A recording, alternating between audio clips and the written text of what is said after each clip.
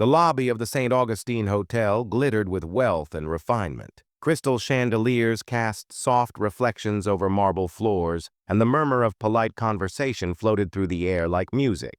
But one small voice shattered that harmony. "May I play for food?" Heads turned.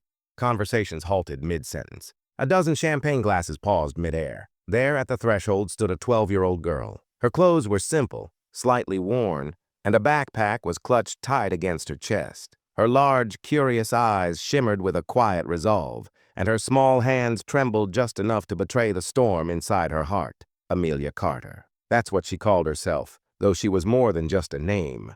She carried generations of music in her blood. Lessons whispered in soft tones by a grandmother long gone. Memories of a world that believed in rhythm and melody, even when society refused to. Guests whispered behind gloved hands. "Who let her in?" "Security! That's not safe!" The wealthy elite exchanged glances, their expressions a mix of concern and confusion, with a hint of irritation. Their gala, a charity for underprivileged youth, suddenly felt ironic. Victoria Langston, event organizer and socialite extraordinaire, approached with that practiced grace that disguised cruelty. Her heels clicked against the marble floor as she circled the girl, eyes narrowing, lips curling into a condescending smile. "Darling," she said, voice like ice, "this is no place for you. There's a diner 2 blocks from here, go there. We have no need for street performers," Amelia inhaled sharply. "I just want to play," she said, voice gaining strength. "Just one song, in exchange for a plate of food." The room erupted, not with applause, but with laughter. A man in a navy suit scoffed. "Does she even know what a C note is?" Another woman tilted her head, voice dripping with faux pity. "How cute! She thinks she can play," but Amelia didn't flinch. There was a quiet dignity in her posture, a silent assurance that the world's judgment meant nothing. Something in her gaze unnerved more than it drew pity. It unsettled the elite who assumed superiority simply by their wealth and station. From across the hall, Dr. Robert Sue, renowned pianist and judge of national competitions, watched silently. His eyes didn't register amusement or condescension. They sparked with recognition. Not just the recognition of talent, but of history, of lineage, of a child carrying more than anyone could imagine. Victoria laughed, a crystalline, cruel sound that echoed like a warning. "We're not here to entertain beggars, Robert. She'll fail, mark my words. Let's see if she even reaches the first measure." Amelia's hands clenched slightly around her backpack. A memory surfaced. The small, sunlit room where her grandmother had taught her. The gentle guidance of hands correcting her posture. The sound of Bach and Beethoven floating through a house that had never seen much else but music. She remembered the words, "Let the music speak for you. People will hear truth when you play it from the heart."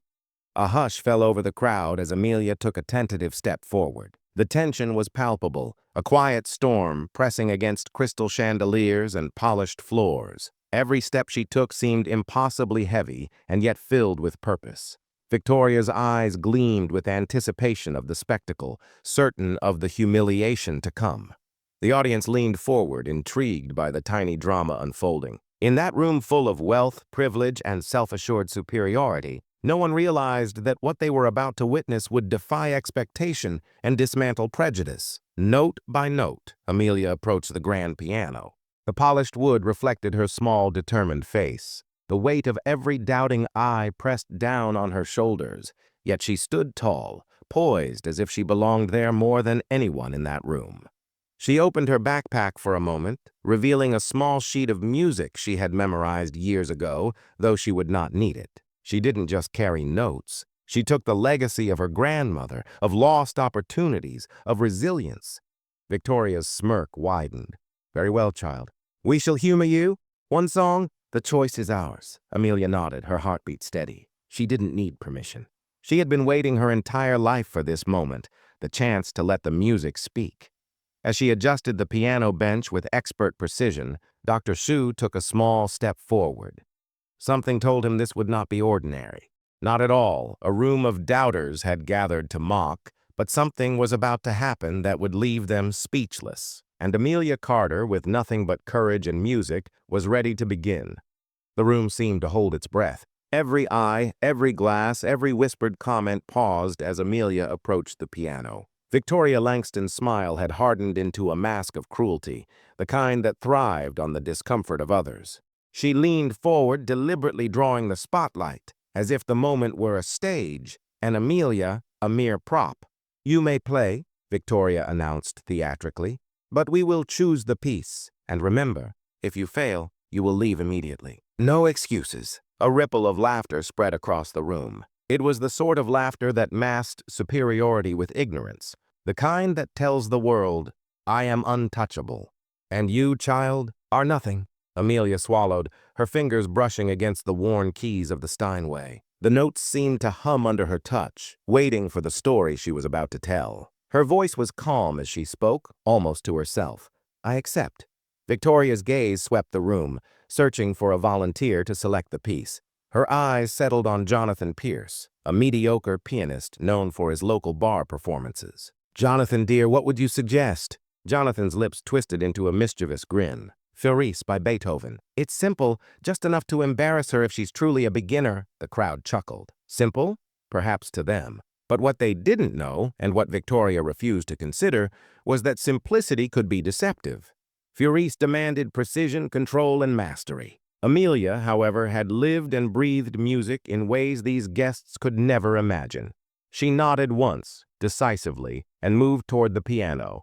Each step was measured, deliberate, a quiet rebellion against the mocking glances and condescending whispers. She sat down and adjusted the bench with the skill of someone who had done this 1,000 times. Every movement told a story of discipline, practice, and unspoken history. Victoria whispered to a nearby socialite, "Look at her posture. She probably doesn't even know how to hold her hands." But across the room, Dr. Robert Shu's eyes narrowed in intrigue. The way Amelia positioned her hands, the curve of her fingers, the subtle tension in her wrists. It was not the clumsy placement of a child unfamiliar with a piano. No, this was the posture of someone trained, someone who understood the instrument as an extension of herself. Amelia took a deep breath. The world outside her mind melted away. The wealthy glances, the cruel smirks, the whispers meant to break her. Only the music remained. She let her fingers hover above the keys, feeling their texture, their weight, their history. For a moment, a faint smile crossed her lips. It was a smile only she would understand, the smile of someone about to reclaim what life had tried to steal. Then she pressed the first note. A crystalline sound filled the hall, cutting through the murmurs like a bell. Heads turned in shock. This was not the hesitant, faltering strike of a beginner. It was confident, precise, imbued with an almost otherworldly understanding. Victoria's smirk faltered slightly, though she hid it behind a mask of feigned indifference. "Maybe luck?" she murmured to herself, though doubt had begun to creep in. The audience, expecting disaster, leaned forward unconsciously. Some held their breath. Some whispered, "How is she doing that?" Amelia's eyes were closed now, but her posture remained perfect.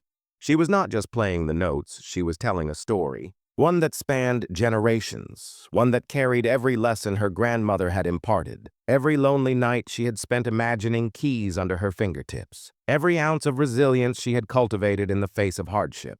The first melody flowed seamlessly into the next, each note ringing clear and accurate. Dr. Shu's breath caught. He had judged hundreds of young pianists in his career. Still, he had never seen technique and emotional depth combined in someone so young, especially in a setting like this.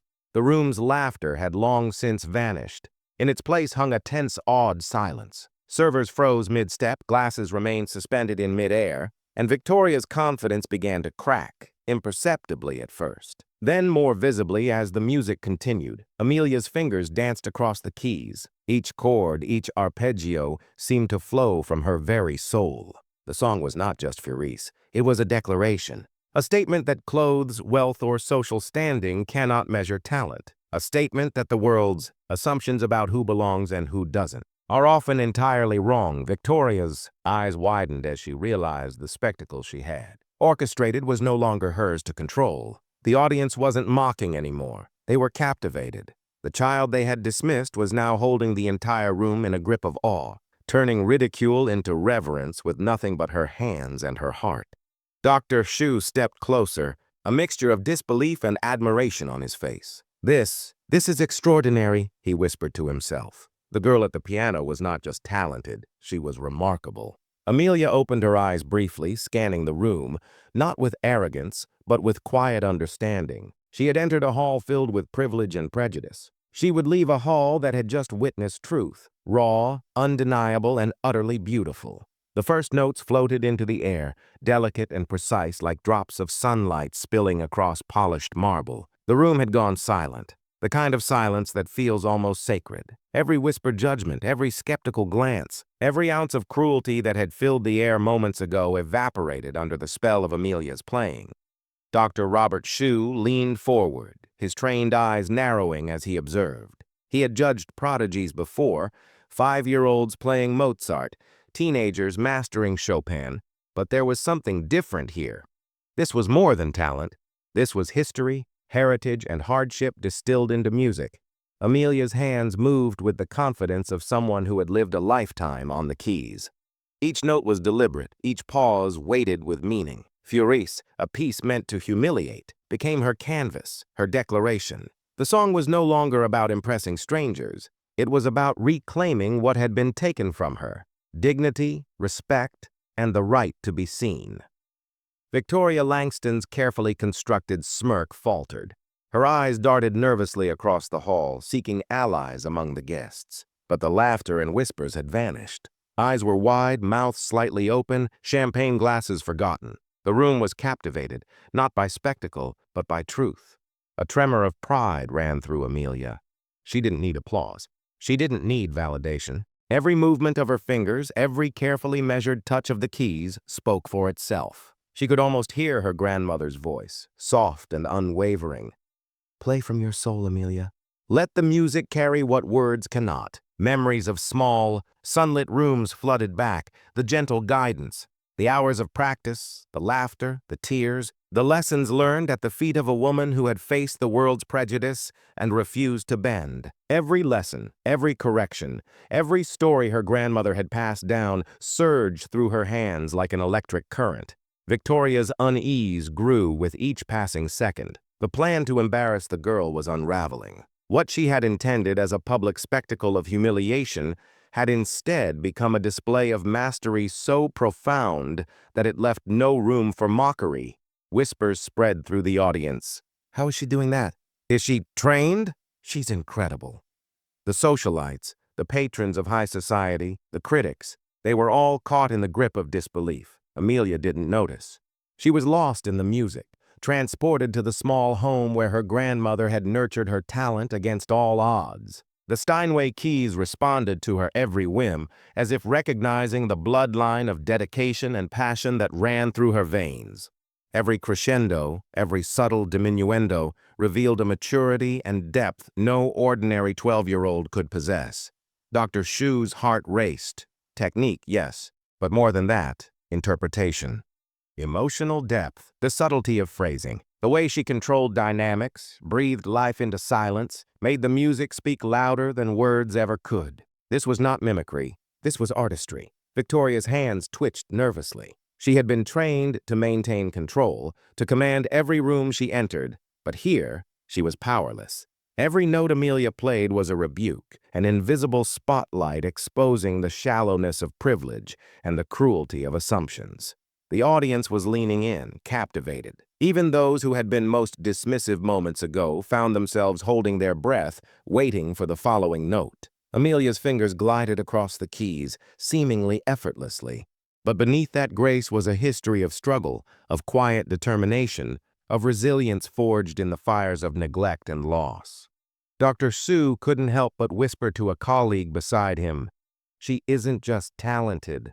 She's extraordinary. I've never seen a child play with such technical mastery and emotional maturity at this age." Amelia paused for a brief moment mid-piece, letting the silence hang like a question in the air. Every eye in the room was fixed on her. Every judgment, every preconception, every hint of ridicule had been suspended, caught in the spell of her music.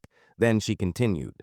And with every subsequent note, the room was transported. What had started as an attempt at public humiliation was now transforming into a revelation, a quiet uprising against prejudice, a reminder that true talent knows no boundaries, social, financial, or racial.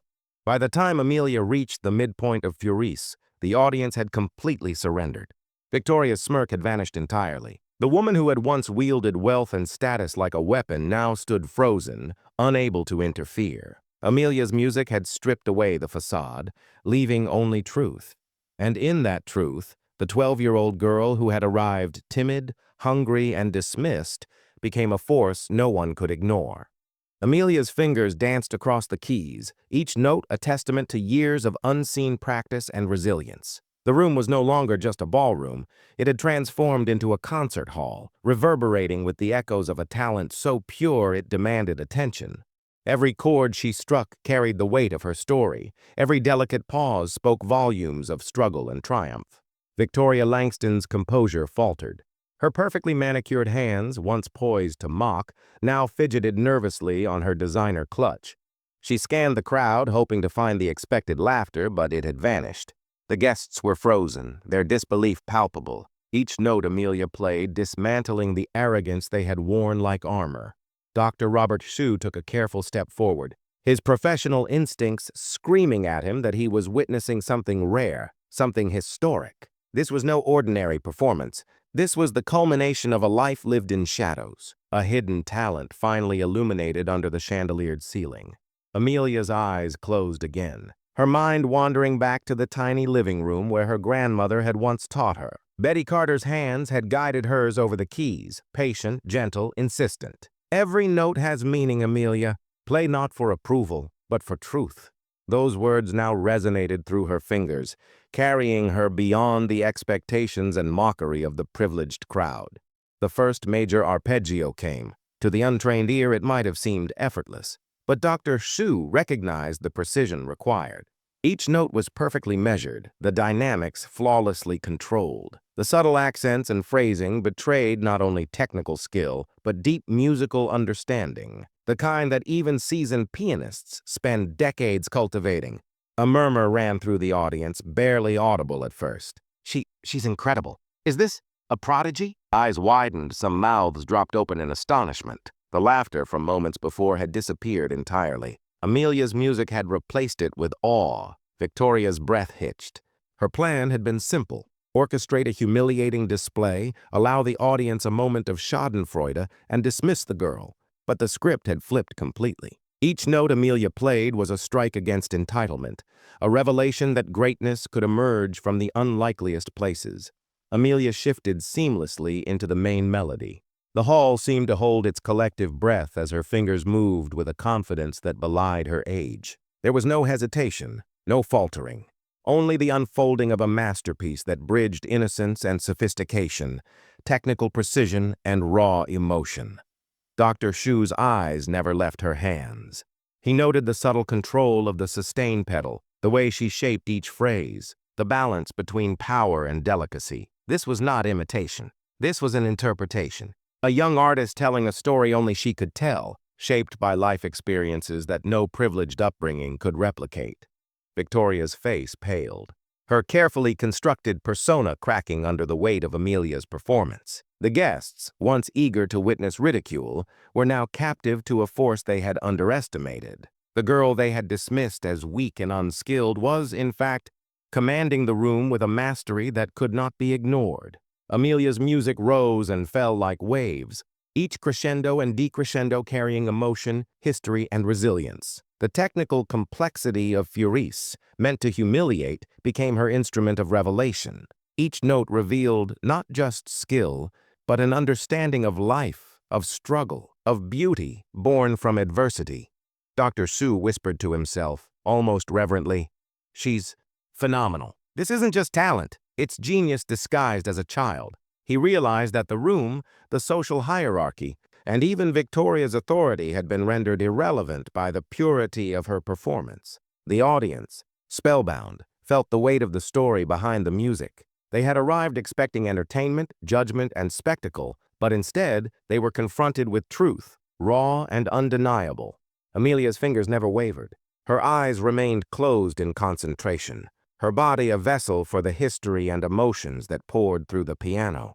Every note she struck seemed to pull the room closer into her world, forcing even the most skeptical guests to confront a reality they had long ignored.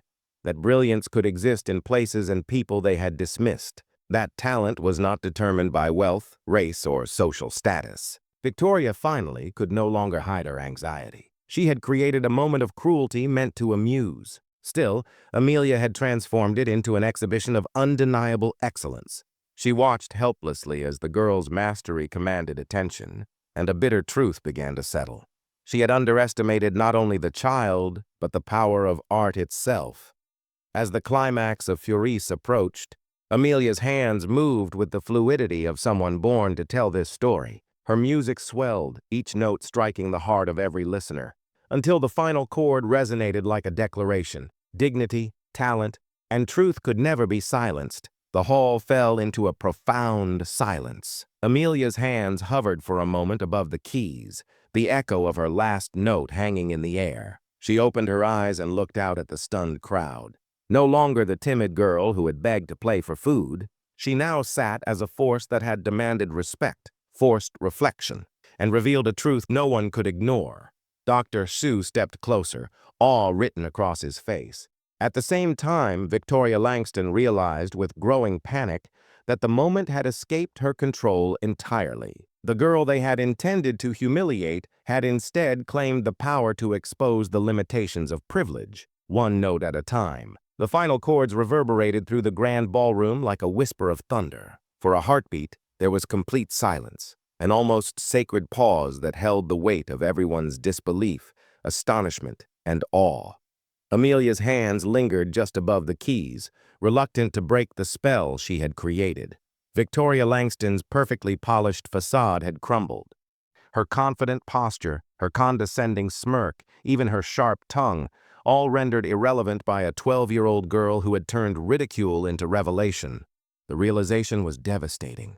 She had underestimated not only Amelia, but the unassailable power of talent born from passion, perseverance, and lived experience. Dr. Robert Sue was the first to rise from his seat, a slow clap that carried both professional admiration and sheer awe. His hands echoed through the room, compelling others to follow. One by one, the guests joined in, some hesitantly, some with tears brimming in their eyes, until the applause swelled into a thunderous wave that seemed to shake the chandeliers above. Amelia sat quietly, allowing the moment to wash over her.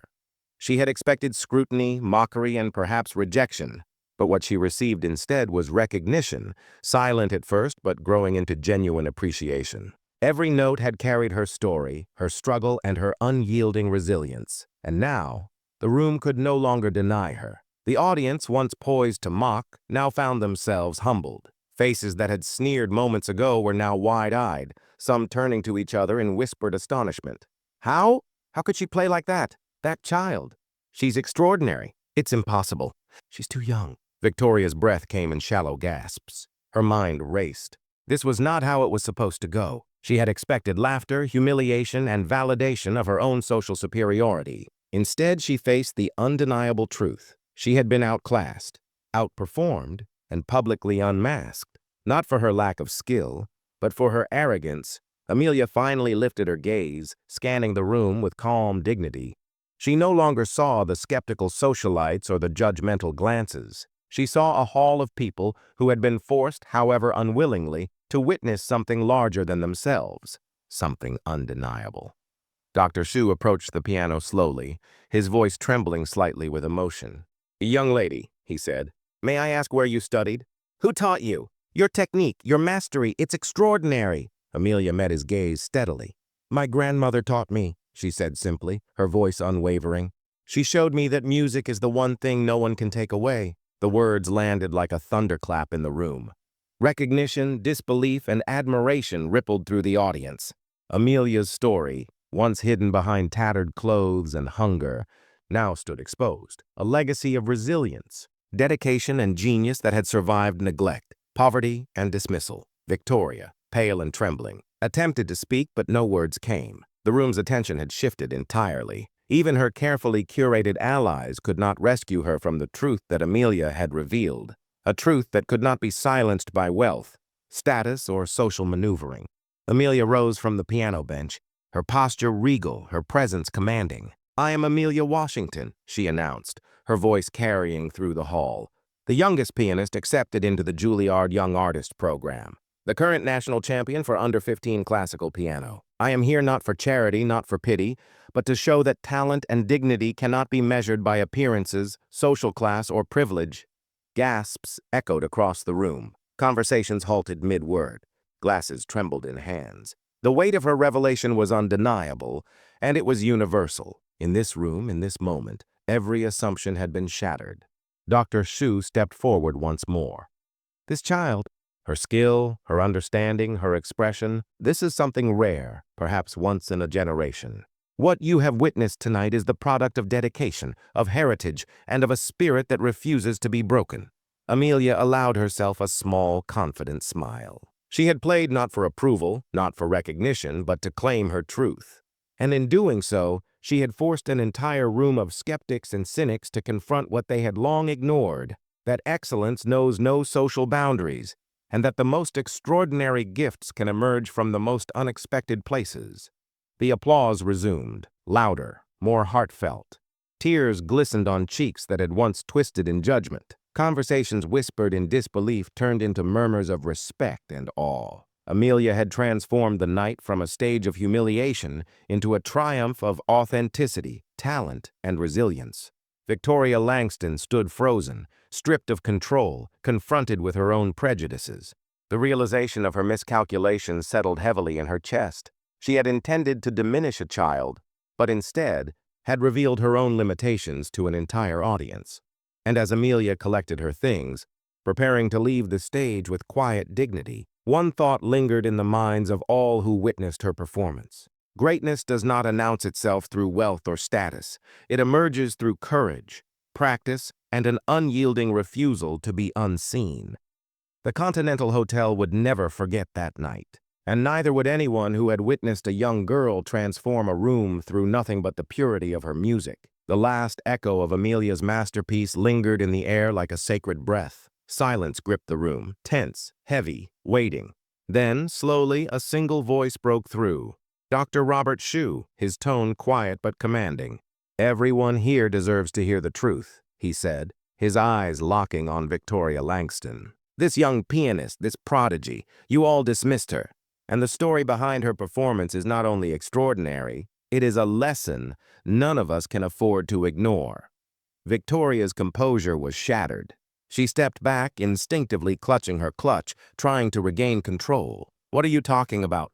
she demanded, though her voice lacked conviction. Amelia, standing with calm authority, reached into her worn backpack and produced a small, sleek device.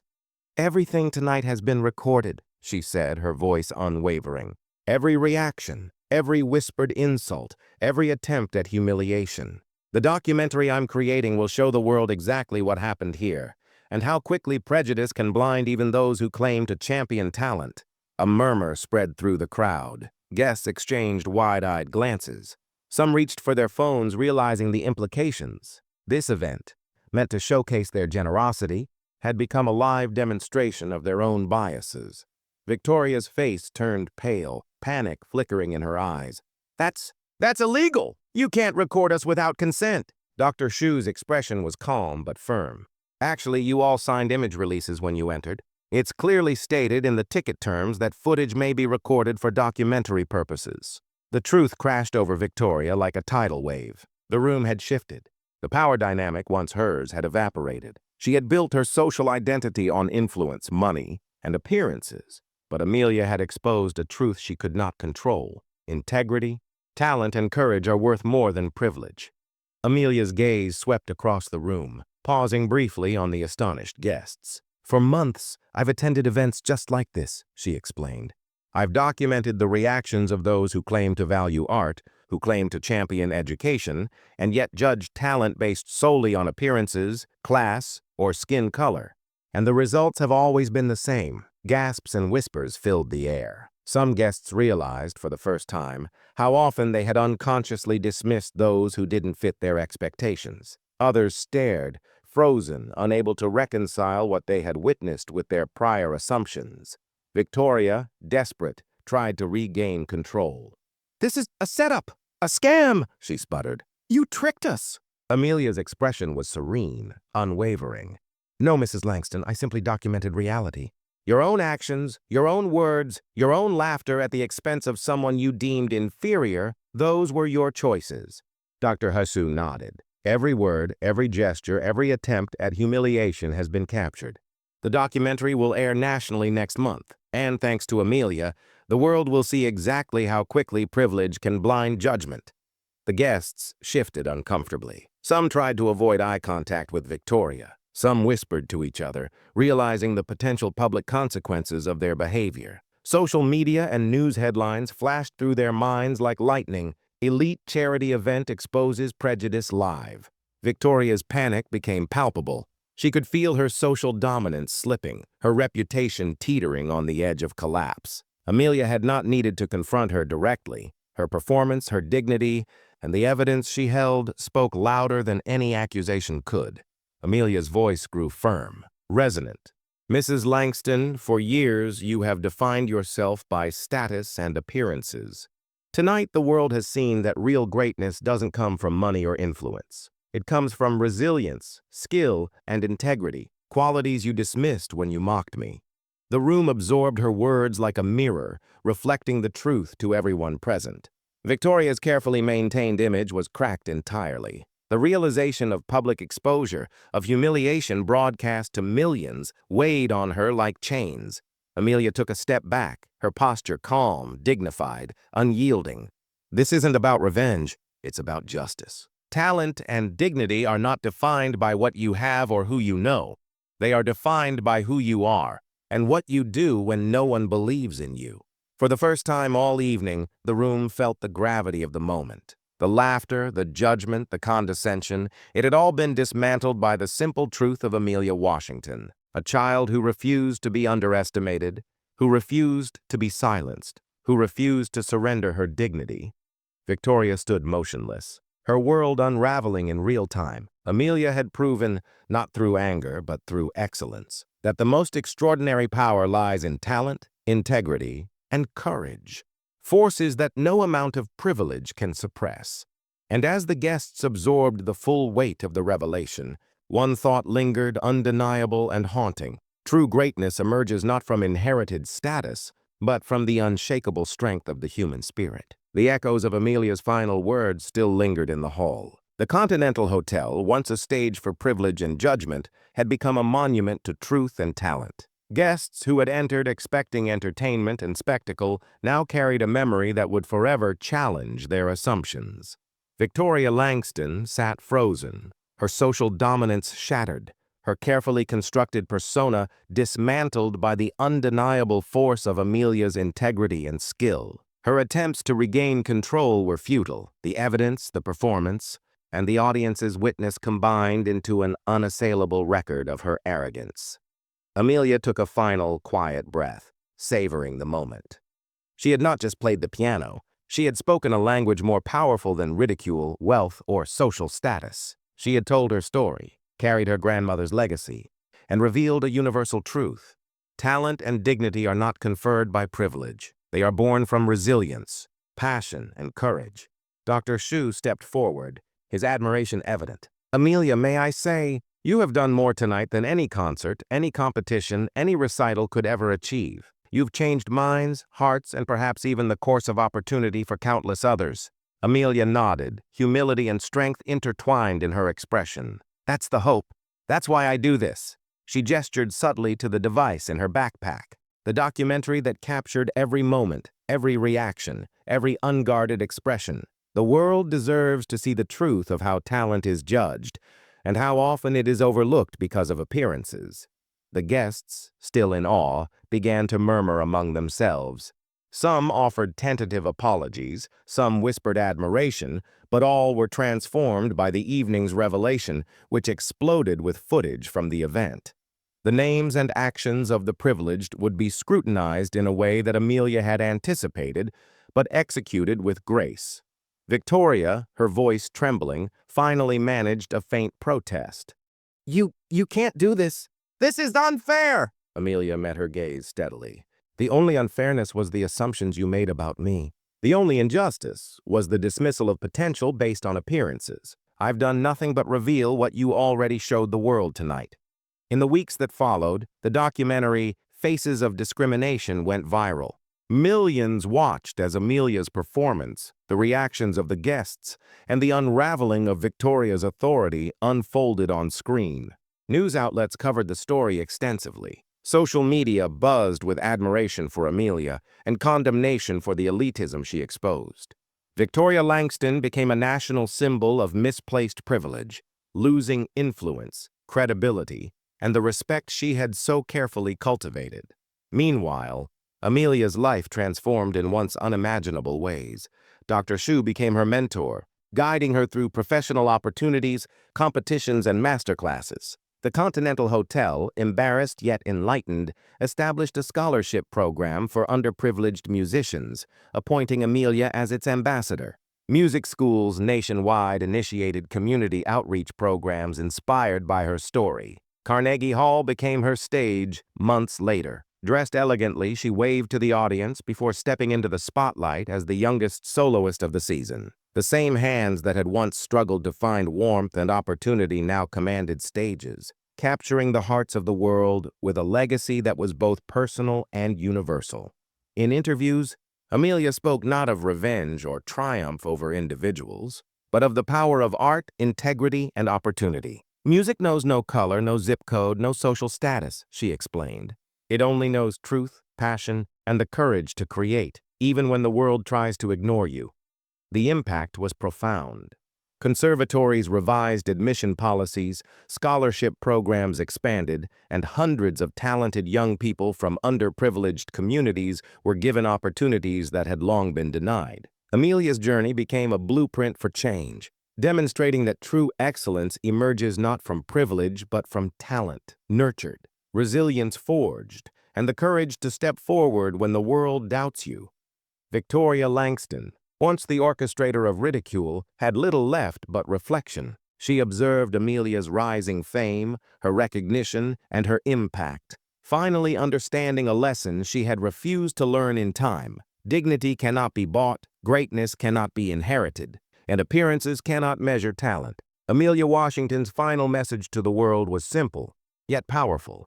Your background, your circumstances, and your social status do not define your potential. Only your courage, dedication, and integrity do. True greatness emerges not from what others grant you, but from what you are brave enough to claim. And in that truth, the world had witnessed the triumph of not just a young pianist, but of resilience, integrity, and the unyielding human spirit.